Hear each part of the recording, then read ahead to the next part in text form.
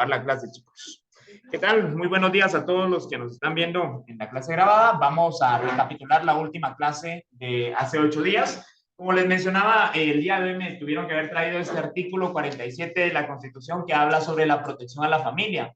Básicamente, en resumen, el artículo se refiere a que el Estado debe garantizar la protección social, económica y jurídica de la familia. El día de hoy vamos a hablar del Código Civil para que puedan anotar esto como subtítulo, y es que en el artículo 190 el Código Civil establece los grados de parentesco. Por ahí hemos escuchado en ocasiones esa palabra, es que él es mi pariente, por ejemplo. Incluso algunas familias ya hacen un parentesco un tanto peculiar. Vamos a hablar del parentesco así. Voy a apagar esta luz, no sé si se logra ver mejor ahí. Sí, vale. ¿Esta? ¿Y así se duerme? No, broma, no. Bueno, entonces, jóvenes, el parentesco, en forma resumida, va a ser ese vínculo. Me hacen favor, como hemos estado subrayando en las clases anteriores, subrayamos eso de vínculo. ¿Sí? La tilde va en la I, lo vamos a poner en otro lado. No va a decir vínculo, una cosa así. Entonces, el vínculo que une a una familia. El artículo 190 del Código Civil establece los grados o las clases de parentesco. Básicamente en Guatemala, jóvenes, se establecen 3 clases de parentesco. El parentesco de consanguinidad, que establece hasta 4 grados. El parentesco de afinidad, que establece 2 grados. Y el parentesco civil, que es el que se da por adopción. Entonces, hablemos del consanguíneo o el parentesco de consanguinidad.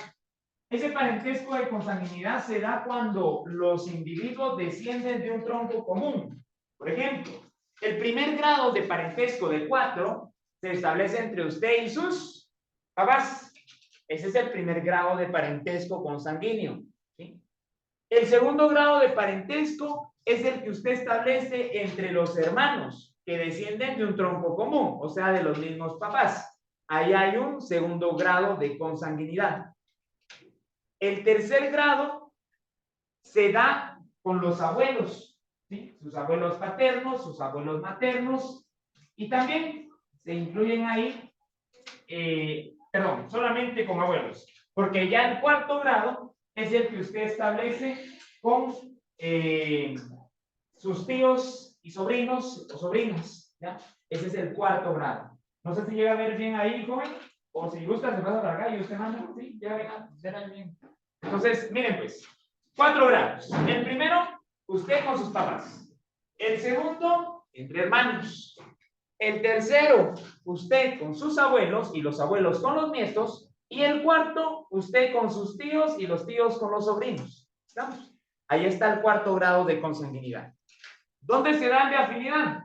El de afinidad se da cuando usted se aburre de ser feliz y entonces se casa. Eso se lo mencioné hace 8, ¿verdad? Se aburre de ser feliz y se casa y entonces tiene el parentesco de afinidad con su cónyuge, con su esposa, con su esposo, ¿sí? Ahí está el primer grado de afinidad. El segundo grado de afinidad se da con los suegros y con los cuñados y con las cuñadas, ¿sí? Ahí se da precisamente ese segundo grado de afinidad. Incluso hay algunas familias, ustedes no me dejarán mentir, que cuando la novia se va a vivir con el novio, ahora esposo, a la casa de él, con los papás de él, con los suegros, la nuera le termina diciendo papá y mamá a sus suegros. No sé si se ha dado cuenta, no me deje mentir porque eso es cierto, ¿sí? Se da en las familias, ¿sí? Donde de repente la nuera, mamá, papá, le dice y hasta le hace una reverencia, una cuestión así, pues eso ya es cuestión de costumbre. El Código Civil solo le dice es el segundo grado de afinidad, hasta ahí. Y el civil es el que se da por medio de la adopción, ¿sí? Donde no hay un tronco común, donde no existe una afinidad con un cónyuge, sino que usted legalmente adopta a un niño, o bien el niño pues tiene padres adoptivos. Ahí se da el grado de parentesco civil. Es el único, ahí no hay más grados. Voy a avanzar, disculpen chicos, por cuestiones de tiempo, y vamos ya con el punto 2. Miren, estuvimos a una nada hace 8 de pasar a lo que me interesa para estas primeras semanas, que es el patrimonio familiar. Vamos a ir al grano, jóvenes, ¿sí? Entonces, les voy a suplicar Que si hay dudas, no dude en hacerlas, por favor, en preguntar para que la clase tenga fluidez. Y si todo queda claro, me responda así claramente que todo quedó bien. El patrimonio familiar, jóvenes, es la primera parte práctica que vamos a estar desarrollando en este curso de contabilidad general. Y básicamente el patrimonio familiar es el conjunto de bienes y derechos que posee la familia. Eso es el patrimonio familiar, en pocas palabras. Conjunto de bienes y derechos. Ahora bien, deberíamos de definir qué es un bien. Un bien básicamente son esas cosas que son o pueden ser objeto de apropiación. Por ejemplo, ese lapicero le pertenece a la señorita, ese sudadero es del joven, esa mascarilla, esas gafas, ese suéter rosado, palo rosa, rojo, no sé qué color será, le pertenece a la señorita, ¿sí? Es un objeto que puede ser objeto de apropiación, ¿sí? Mi marcador, la cañonera, la computadora, el escritorio, el pupitre, es un objeto de apropiación. Los bienes van a ser elementos que vamos a estar desarrollando en la parte práctica. Entonces, sí quisiera que quedara bien claro esta característica principal, que puede ser de apropiación. ¿Sí? Todo lo que usted imagine y que pueda tener un dueño es un bien. El Código Civil en el artículo 442 menciona eso. ¿Sí? Menciona la definición de un bien, tal y como se los presento acá, que es una cosa o objeto que se puede apropiar o puede ser objeto de apropiación. Artículo 442. Los artículos también son clave, chicos, para las evaluaciones. Yo les puedo colocar un ítem o un inciso que diga en qué artículo menciona que los bienes son las cosas que son o pueden ser objeto de apropiación. Artículo 442, Código Civil. ¿Estamos? Para que vayan vinculando de una vez. ¿Puedo avanzar? No. ¿Todavía no? Vamos a borrar entonces acá. Sí subrayaron, ¿verdad? Sí.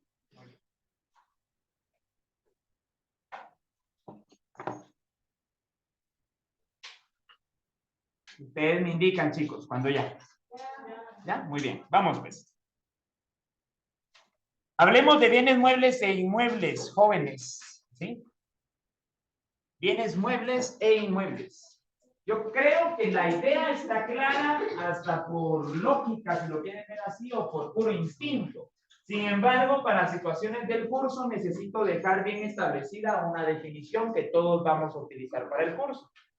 Los bienes muebles, jóvenes, van a ser aquellas cosas o objetos que sin alterarse, aquí está la característica, que sin alterarse pueden trasladarse de un lugar a otro.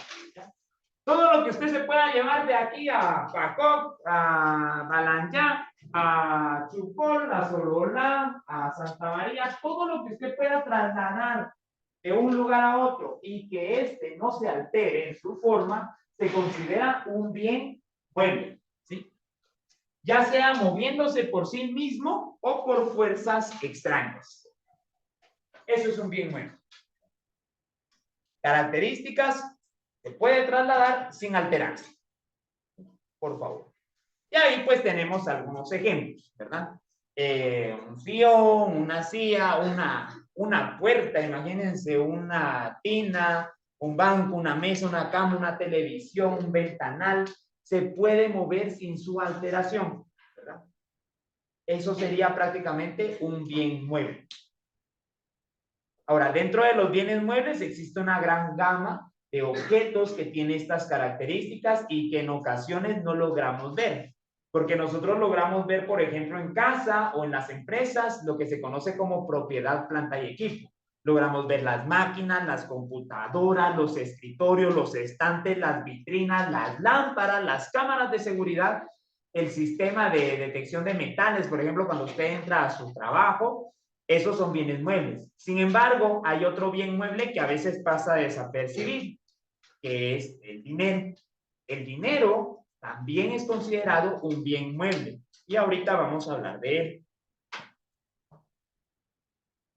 ¿Alguna duda, jóvenes? ¿No? ¿Va quedando claro? ¿Sí? Muy bien. ¿Subrayaron ya? ¿Me indican cuando podemos avanzar? ¿Ya? ¿Sí? ¿Todavía no? Ni que fuera secretaria para escribir en TAC y Dios, un par de garabatos, ya estuvo. Bueno, no, no son garabatos, son signos. Si no me van a llamar la atención aquí. ¿Vamos bien? ¿Puedo borrar lo que subrayamos? Sí. Bueno, permiso. Sí pueden trasladarse sin su alteración. Bueno. Chicos, ¿avanzamos? Sí. Bueno, vámonos. Dentro de los bienes muebles, como les decía, está el dinero, jóvenes. ¿Sí? Dentro de los bienes muebles. Y es que en ocasiones, cuando leemos la primera cuenta que aparece en un registro contable y leemos efectivo, billetes y monedas, cheques, uno dice, bueno, ¿qué es eso? Es un activo corriente disponible. Sí, pero ¿qué es? ¿Es un bien mueble o inmueble? Y sí, el dinero, jóvenes, billetes, monedas y los cheques, es el dinero físico, básicamente, se considera un bien mueble, ¿sí? Mencionamos aquí para definir el dinero como un bien mueble, que es un bien económico que se utiliza como medio de pago. Su función principal es facilitar el intercambio de bienes y servicios. Para definir en pocas palabras el dinero, vamos a decir que es un bien económico que sirve como medio de pago. Por favor.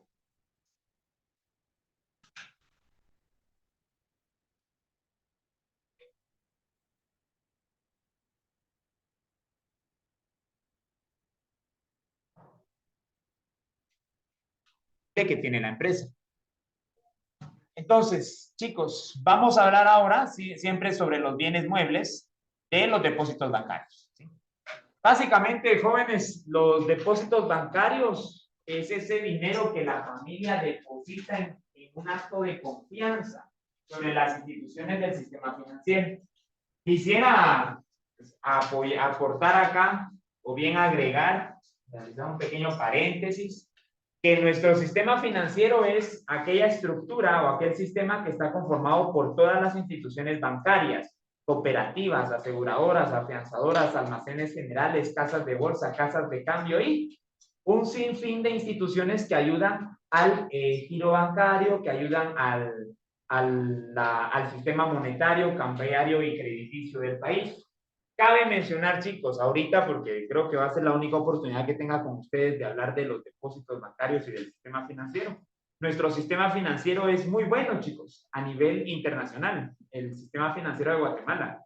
Si se hace comparaciones, por ejemplo, con otros sistemas financieros o con otras economías latinoamericanas, sí estamos muy bien, se ha estado manteniendo el quetzal desde la primera reforma monetaria en 1921, 1944 y la tercera en 2002. La verdad es que sí tenemos un buen sistema financiero digno de reconocer a nivel internacional. Si lo vemos a diferencia por ejemplo, el peso colombiano, que si alguien tiene ahí un celular lo puede hacer rápidamente en Google y puede buscar cuál es el tipo de cambio al peso colombiano.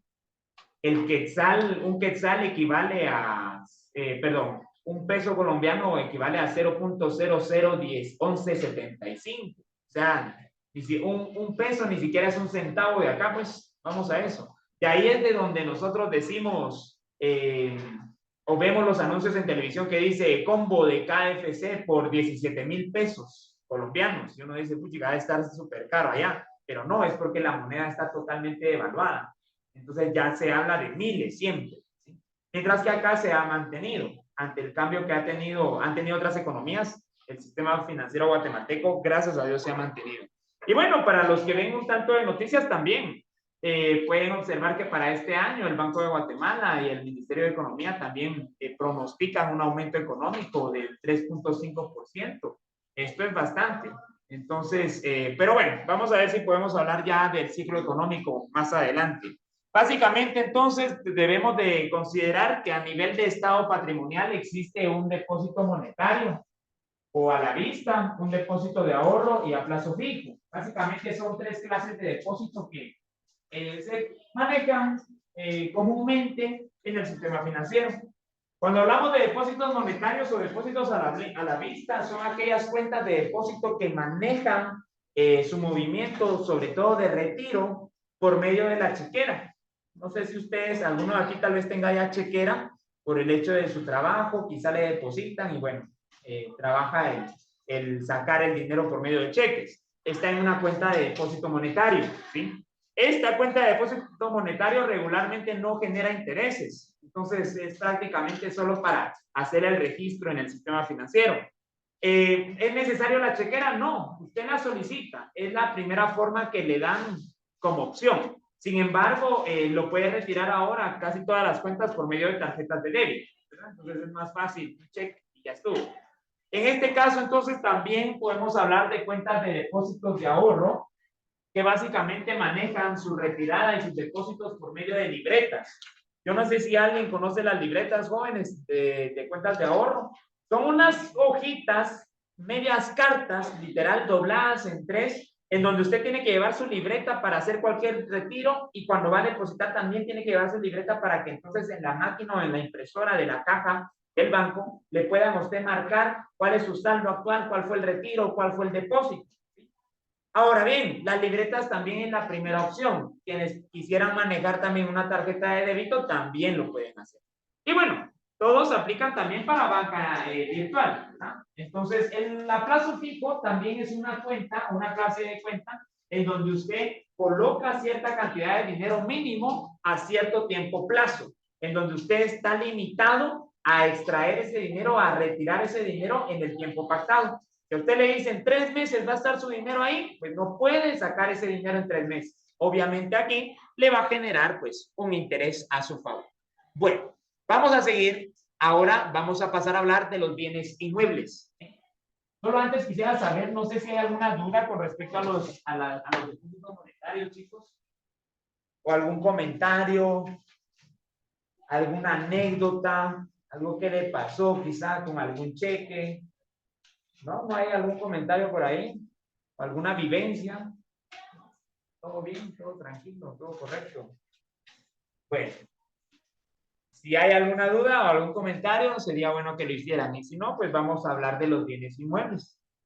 Básicamente los bienes inmuebles, si los muebles eran los que sí se podían trasladar de un lugar a otro sin su alteración, pues los inmuebles son aquellas propiedades que posee la familia y que, aquí está la característica, no pueden trasladarse de un lugar a otro si no es por su destrucción o su alteración.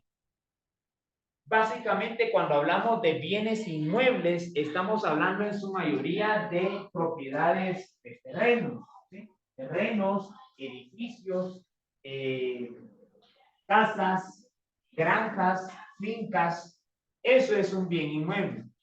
Alguno me decía, profe, pero existen algunas casas que ahora son como prefabricadas y literalmente usted la puede armar y desarmar.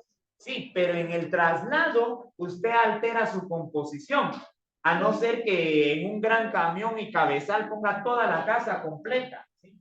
Pero a pesar de eso, se le consideraría un bien inmueble a esa casa, ¿sí? A ese edificio.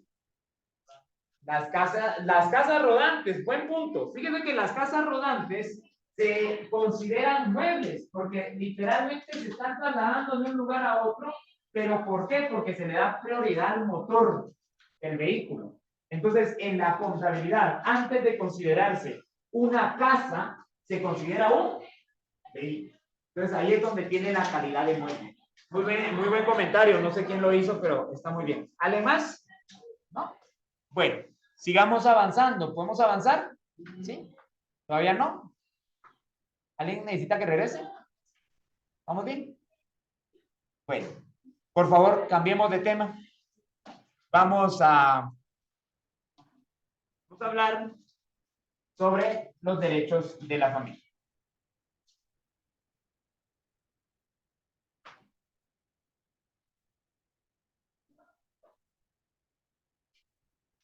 Cuando hablamos de derechos jóvenes, sobre todo en el aspecto contable, nos desligamos un tanto de aquellas nociones del derecho constitucional o de los derechos sociales, como el derecho a la vida, derecho a una educación, derecho a una vivienda, derecho a la seguridad.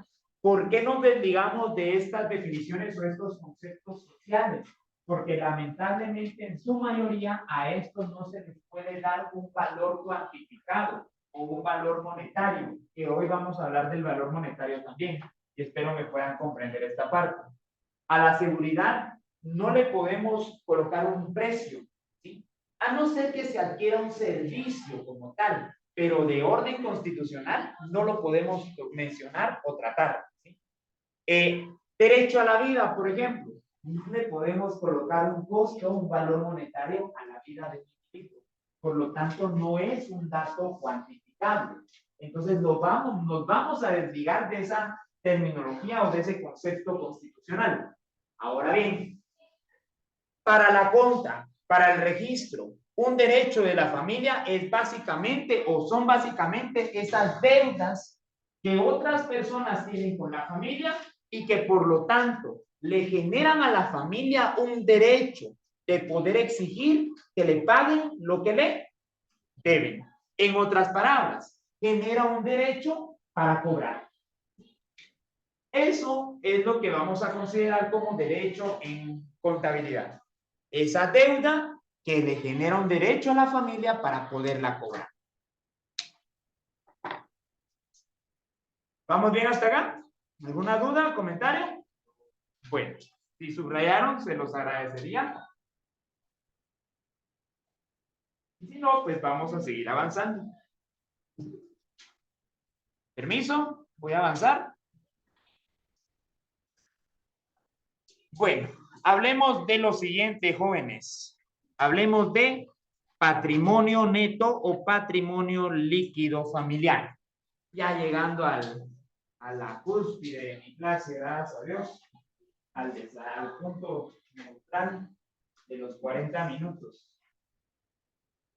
El patrimonio neto, jóvenes, o el patrimonio en este caso líquido familiar, que es ya la parte práctica que ya me urge para la otra semana trabajarla al 100%, es la diferencia entre lo que posee la familia en propiedad y lo que debe.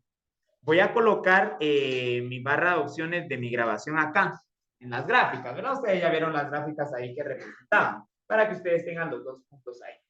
Las deudas de la familia son obligaciones que la familia ha adquirido. Y entonces, básicamente, el patrimonio neto o el patrimonio líquido familiar se establece de la resta. Cuando mencionamos aquí diferencia, estamos hablando de una operación matemática. Estamos hablando de una resta, ¿sí? Entonces, el patrimonio neto o patrimonio líquido familiar es la resta entre los bienes y las obligaciones de la empresa, ¿sí? O de la familia, en este caso, disculpe. Cuando en básicos mandamos a hacer, los maestros de contabilidad mandan a hacer el estado patrimonial, uno les deja de tarea, miren, para el próximo día me traen el estado patrimonial de su casa, de su familia, y de repente al día siguiente viene la queja de mamá o papá diciendo, ¿y el profesor qué le importa qué tengo en la casa? Porque el niño llega y, mamá, ¿cuánto cuesta esa tele? Mamá, ¿cuánto cuesta el equipo? Mamá, entonces ya es una cuestión así un poquito compleja. Pero con ustedes pues no estamos tratando así, ¿verdad? Ya ustedes ya le pueden dar un aproximado o una proyección a esos valores o a esos bienes que tienen. Sin embargo, es bueno tener conocimiento de cuál es su patrimonio familiar. Algunos aquí quizá ya viven solos, enhorabuena, ¿cuál es su patrimonio familiar? ¿Sí? ¿Qué es lo que sí tienen? ¿Sí? Su ropa es parte de sus bienes. Algunos adquieren una deuda, por ejemplo, con motocicletas. Veo aquí el parqueo lleno de motocicletas. Apenas pude entrar. Y algunos, gracias a Dios, las han comprado al contado. Pero hay otros que quizás, así como en mi caso, yo a veces saco cosas al crédito y tengo una deuda. O sea, tengo mi sofá, tengo mi vehículo, pero adquiero una deuda también. Entonces, eso es lo que vamos a ver en la parte práctica. ¿Podemos avanzar, chicos? Muy bien. ¿Sí? ¿Todavía no? Un par de segundos. Bueno, hágame favor. Cuando hablamos de deudas, estamos hablando de obligaciones de la familia, por favor. ¿Sí? Porque más adelante vamos a hablar de obligaciones, ¿verdad? Ya saben que derechos no pueden ser aquellos constitucionales, por lo que yo les decía del valor cuantificado. Pero en cuestión de derechos, sí es ese derecho de cobrar lo que le deben, y en cuestión de obligaciones son las deudas. O sea, no puede ser una obligación, aquí quiero aclarar también, no puede ser una obligación así como que, mira, vos no haces nada y tu obligación es estudiar. ese tipo de obligaciones sociales o morales, como no las podemos cuantificar, las vamos a desligar del proceso contable. Una obligación en contabilidad, ¿qué es? Una deuda. Hasta ahí, ¿verdad? ¿Vamos bien? Ahora sí voy a avanzar, jóvenes. Permiso. Y vamos ya a finalizar este punto mencionando lo siguiente. Vamos a mencionar los ingresos de la familia y gastos de la familia.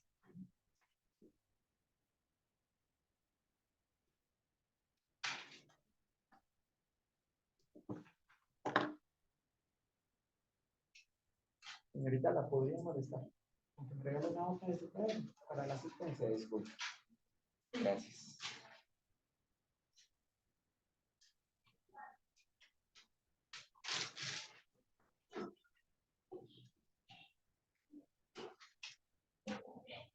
Gracias, señorita, muy amable. Voy a robar una lapicera. ¿Lo puedo usar? Gracias.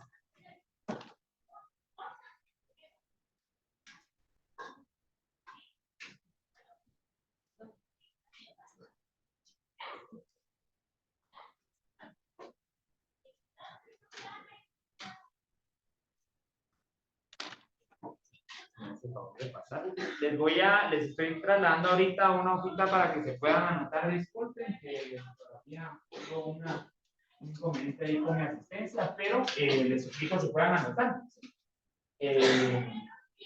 Apellidos y nombres, grado y carrera completos, por favor. Bien claro, ahí el bachillerato en ciencias biológicas y el bachillerato en medicina. ¿No? Bueno.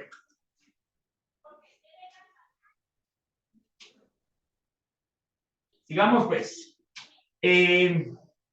Ingresos de la familia, jóvenes, básicamente en contabilidad nosotros las vamos a definir como entradas de dinero. Así, sencillo. Los ingresos son entradas de dinero y los gastos van a ser salidas de dinero. En tres palabras, ¿sí? No nos podemos extender más porque está bastante claro. Eso es lo que nos interesa. ¿Cuánto dinero entra y cuánto dinero sale? En cuestiones de ingresos y gastos, quiero aclarar esto, es cuánto dinero entró literalmente o físicamente o que en ese momento entró. No podemos decir, es que dentro de una semana voy a recibir 500 quetzales. Eso no es un ingreso. El ingreso es cuando usted ya tiene el dinero. ¿No? Es que dentro de un mes tengo que pagar la luz. Va a ser un gasto. No, se va a hacer un gasto futuro. Entonces va a ser una cuenta por pagar. ¿Sí? Pero en este caso, el gasto se da cuando usted hace el desembolso como tal. ¿Estamos? ¿Vamos bien hasta acá, jóvenes? Bueno, pasemos al último apartado de la clase del patrimonio familiar, ya para entrar al área de valor.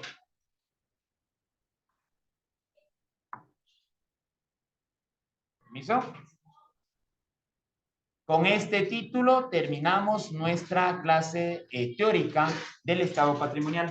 Ya aquí ya viene el ejemplo, pero voy a tratar un tema antes con ustedes que sí me interesa respecto al valor. Entonces, que conste que todo esto va a estar en su guía que les voy a enviar hoy por la tarde, pero está más amplio, ¿verdad? A mí lo que me interesa es esto y con esto ustedes también pueden estar preparados para su evaluación. ¿Estamos? Entonces, el estado patrimonial, jóvenes, básicamente es el documento y es ese documento, ese registro contable que vamos a estar elaborando con ustedes, que va a mostrar la situación económica de una familia. Hay un punto bien importante acá y es que el estado patrimonial se determina a una fecha exacta. ¿Sí? Se va a establecer o se va a elaborar a una fecha determinada. Por ejemplo, el día de hoy, su estado patrimonial va a tener un valor. Su patrimonio neto o patrimonio líquido familiar va a tener un valor. Un valor que pueda cambiar, que definitivamente va a cambiar para bueno o para malo, va a cambiar en días futuros. En el estado patrimonial existen tres elementos, jóvenes: el activo, el pasivo y el patrimonio neto. Y que ya en las primeras clases ustedes ya estuvieron desarrollando estos temas con la cuenta y la T gráfica, si no estoy mal. Pues activo básicamente, jóvenes, en tres palabras son los bienes y derechos. Y de esto ya hablamos el día de hoy y ya desarrollamos este punto. Y los pasivos son las deudas y obligaciones. Así. Por otro lado, el patrimonio neto, o como lo visualizamos hace un momento como patrimonio neto, patrimonio líquido familiar, es esa diferencia, ya saben ustedes que sería una resta entre el activo y el pasivo, o sea, una resta entre la sumatoria de mis bienes y derechos menos mis deudas y obligaciones.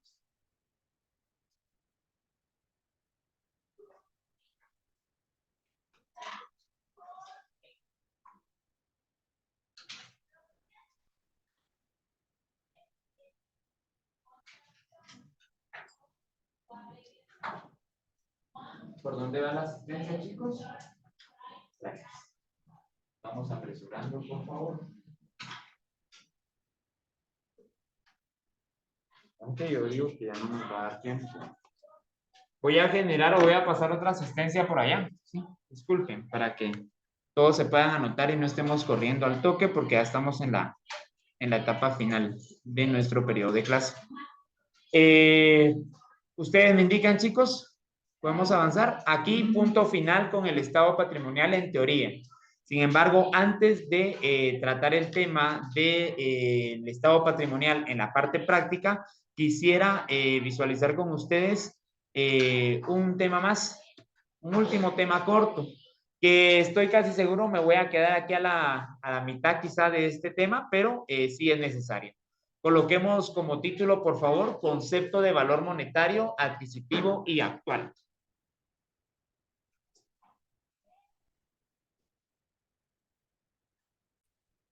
Esta será nuestra agenda para esta clase, chicos. El valor de cambio, valor adquisitivo, valor actual. Vamos a ver algunos ejemplos.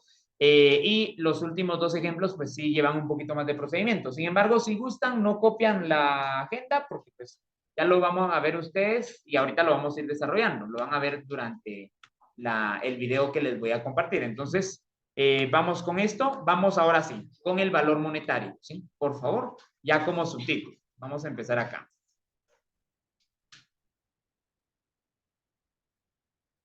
El valor monetario, jóvenes, básicamente es el valor en dinero que se le va a dar a los bienes y servicios. Ese es el valor monetario.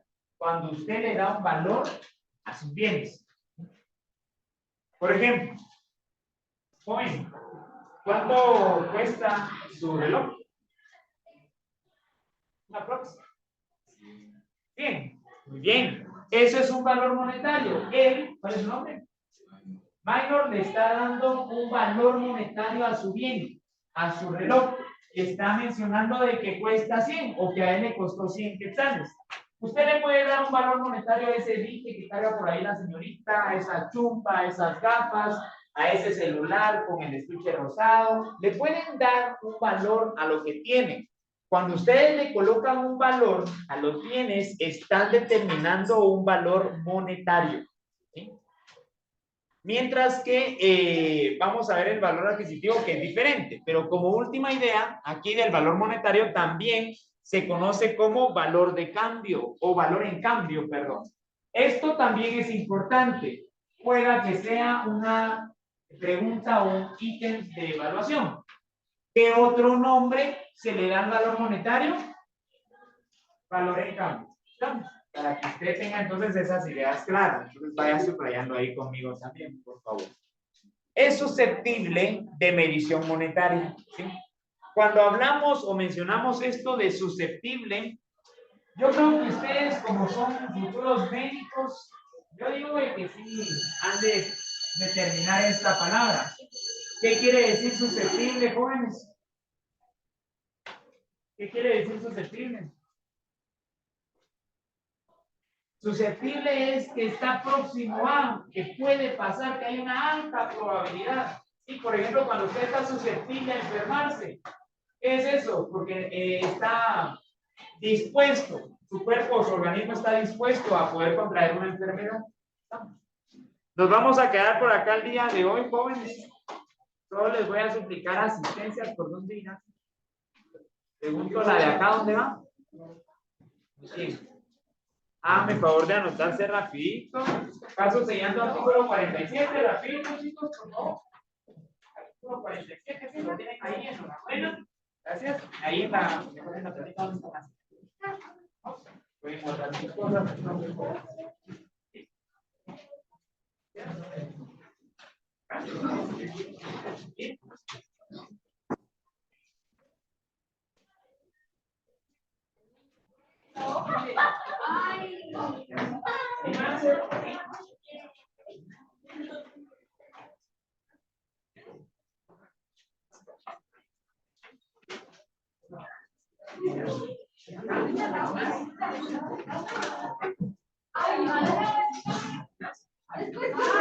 Pueden retirar, voy para allá. Aquí.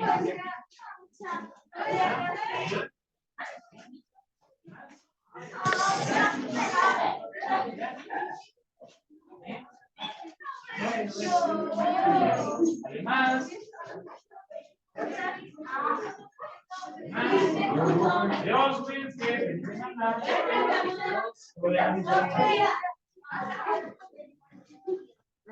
Ahorita voy, denme un segundo.